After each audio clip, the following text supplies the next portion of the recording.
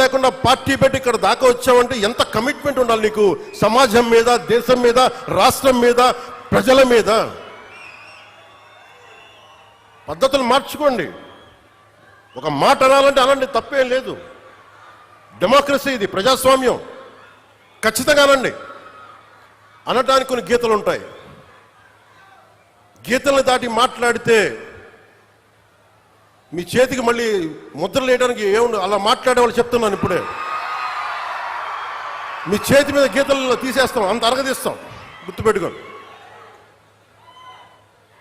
ఏమన్నా collectors ఎస్పీల meeting కూడా నేను ముఖ్యమంత్రి గారి సమక్షంలో తెలియజేశాను. ఈ రాష్ట్రంలో రౌడీజం, బెదిరింపులు, మన ఉత్తరాంధ్రలో కూర్చోబెట్టి కొంతమంది బెదిరించి ఒకటే చెప్పాను, రౌడీజం చేసే వాళ్ళని బెదిరించి వాళ్ళని పంపించి కదా మనం వచ్చింది. మనం అలాంటివి చేస్తే మనకి వాళ్ళకి ఏంటి తేడా? ఇది నేను చెప్పాను, నేను జనసేన మేము ప్రభుత్వంలో భాగం, అవసరమైతే చాలా ఖచ్చితంగా ప్రతి విషయాన్ని, అంశాన్ని తెలియజేస్తాం. వెరీ కన్స్ట్రక్టివ్, మేము పార్ట్ ఆఫ్ దిస్ అలయన్స్. అందుకని దీన్ని ప్రతి ఒక్కళ్ళు దృష్టిలో పెట్టుకోండి. అలాగే మీరు వైసీపీ వారికి కూడా చెప్తున్నాను, నాకు మీరంటే గౌరవం. బొత్స గారు లాంటి నాయకులు ఉన్నారు, మా పార్టీలోకి సామినేని ఉదయ్ భాను గారు లాంటి నాయకులు వచ్చారు, శ్రీనివాసులు గారు లాంటి నాయకులు వచ్చారు ఒంగోలు నుంచి, బాలినేని శ్రీనివాసులు లాంటి గారు. అప్పుడు వాళ్ళు బ్యాలెన్స్డ్గా ఉన్నారు, ఇప్పుడు బ్యాలెన్స్డ్గా ఉన్నారు. కానీ మీరు కూర్చొని పాత పద్ధతిలోనే మళ్ళీ మేము ఇష్టారాజ్యాంగంగా చెడతామంటే నేను విసిగిపోయానబ్బా. ఒక జీవితం రోడ్డు మీద వెళ్తుంటే ఒక యాక్సిడెంట్ అయితే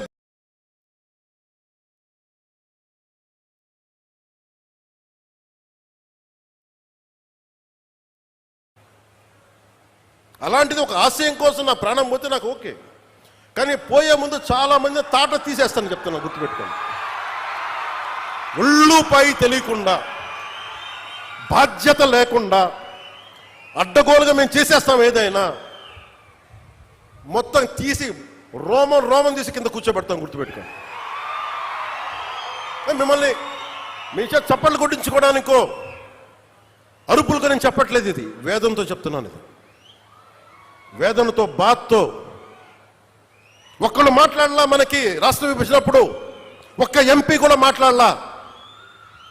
రాష్ట్ర విభజన జరిగితే మాకు వచ్చే నష్టం ఏంటి మాట్లాడలా. జరగకూడదు నేను ఒక్కడెళ్ళి కూర్చొని ఎంపీల్లో మాకు ఈ నష్టం వస్తుంది మాట్లాడడానికి భయం, కొడతారో లేదు వ్యాపారాలు పోతాయేమోనని. అంత దరిద్రపు గొట్టు బతుకులు ఎందుకు మనకి? ధైర్యం లేని సమాజం ఎందుకు? ధైర్యం లేని నాయకులు ఎందుకు?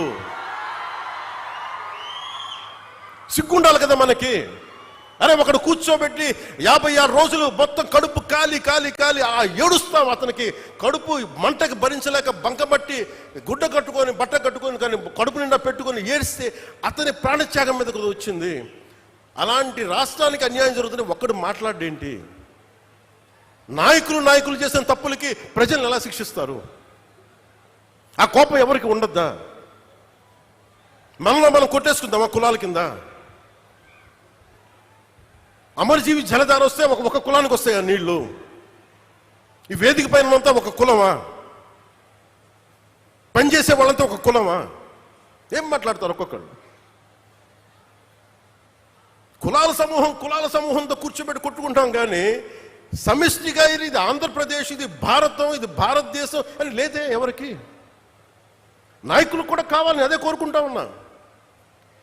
నేను ట్రాన్స్పరెంట్గానే పట్టుకొచ్చాను. 10,000 మందికి ఏకదాటిని ఇచ్చానంటే నా కులపోళ్ళని ఇచ్చానా? నేను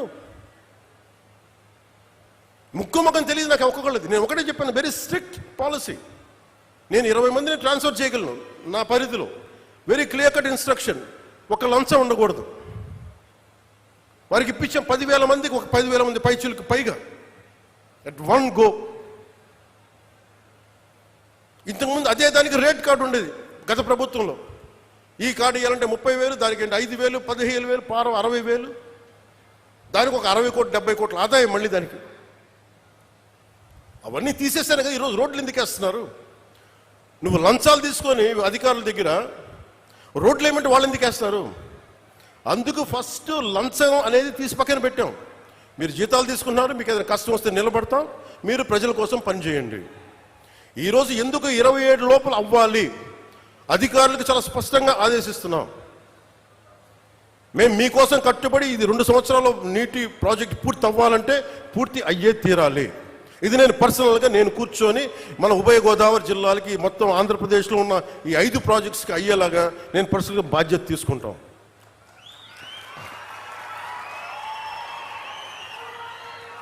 మీరు ఊహించుకోండి, నా స్వార్థం వదులుకోకపోతే, నన్ను నేను తగ్గించుకోకపోతే 3,500 కోట్ల రూపాయలతో పల్లి పండుగ 1.0 చేసేవాళ్ళమా? తద్వారా 4,007 కిలోమీటర్ల 4,000 కిలోమీటర్ల సిసి రోడ్లు వేయగలిగే వాళ్ళమా?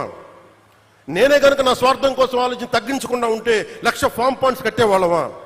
నేనే కనుక తగ్గకుండా ఉంటే 22,500 మినీ గోకులాలు కట్టేవాళ్ళమా? నేనే కనుక తగ్గకుండా ఉంటే 10,000 ఎకరాలు ఉద్యానవనాలు పంటలు పండేయా? నేనే కనుక తగ్గకుండా ఉంటే 7,000 కోట్లతో 8,000 కిలోమీటర్ల బీటీ మరియు సిసి రోడ్లు వస్తాయా? ఇంకొక 25,000 మినీ గోకులాలు వస్తాయా? 1,00,000 ఎకరాలు ఉద్యానవన పంటలు వస్తాయా? 1,500 అభివృద్ధి పనులు మొదలుపెట్టా విజయవంతంగా ఇది కూడా పూర్తి చేస్తామంటే నేను తగ్గి రాష్ట్రాన్ని పెంచాను, మీకు అందరినీ పెంచుతున్నాను. డోలి గ్రామాలు పట్టించుకోరు, ఎవరు పట్టించుకోరు ఆ డోలి గ్రామాలని. నేను వెళ్ళాను తాండాల్లోకి, నేను అందరికి యాక్టర్లా కనిపించవచ్చు, సినిమాలో డాన్సులు